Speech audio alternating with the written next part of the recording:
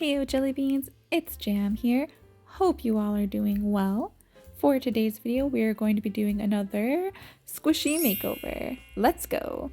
So remember in last video when I said I wasn't sure what I was going to be doing with these mini squishies? Well, I saw this one and I thought that it looked so much like the Pokemon Dratini, if you are familiar with that Pokemon. And I thought the face looked just like it, but the problem with that is it requires having a long tail, and this has a nub. So I need to somehow attach a longer tail to this. So my best thought was going in with my bigger squishies and maybe chopping them up. There was a couple options that I had here that looked like they might be promising, but nothing was really standing out that much. And I thought maybe this snail would be a good idea, but then I saw this seal and I was like, ooh, if I chop the face off and add this one, then maybe I could use the body and then perhaps something for a base like one of these cubes. And I thought maybe the little blue cube, because this would kind of look like a rock type situation. So first things first, I have to cut the faces. And by doing this, I went ahead and I chopped the seal's head off, which was kind of really depressing when it actually happened. I felt so bad, his little tiny face. But don't worry, I am going to save these. I ended up saving the little pig snout from, I think that was my last video. And so I'm going to do the same. I'll use these in later videos. And then now for this little, is it an axolotl that I'm chopping up? It kind of looks like an axolotl. And it didn't quite fit right at first. So I ended up chopping off more pieces to try to get it to fit smoothly. And I had to chop off the arms as well. And then I went ahead and I chopped off part of the tail because Dratini doesn't have a fin. It kind of has like a little snake tail. And then I kind of shaped the bottom a little bit to round it out. This was extremely difficult. The squishy was not easy to work with. And I left it kind of rounded so that it could slide right into this little dip in the cube. And then that's kind of like the idea that I'm going for. But I want to make the cube look more like a rock. So I went and I chopped some of those pieces off as well.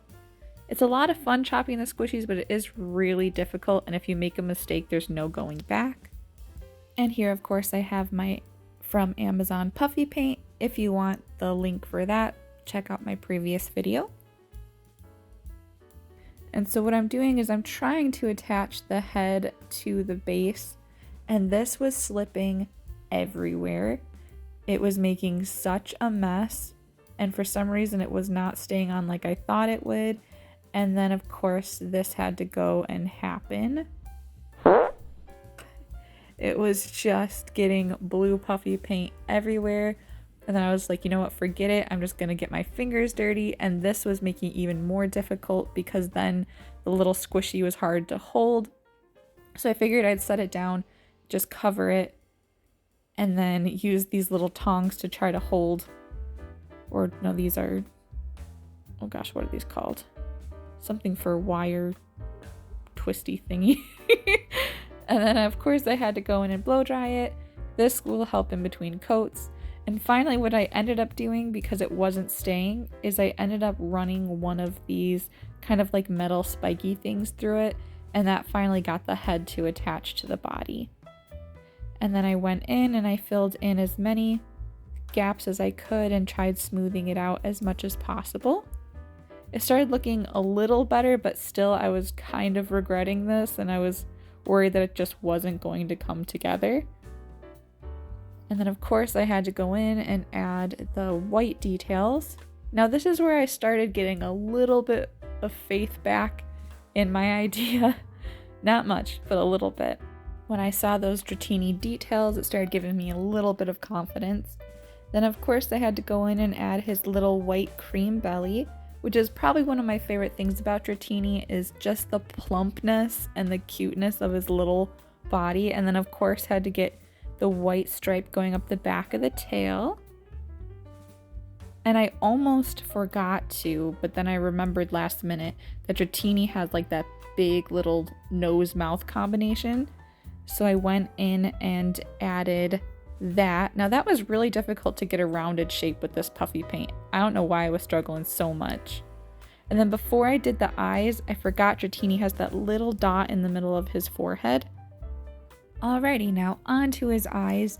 I didn't end up doing like the standard dragon style eyes. I just did those round big pupils like I've been doing for my Dorke'mon, which I've decided to name the series my Dorke'mons, which I kind of love.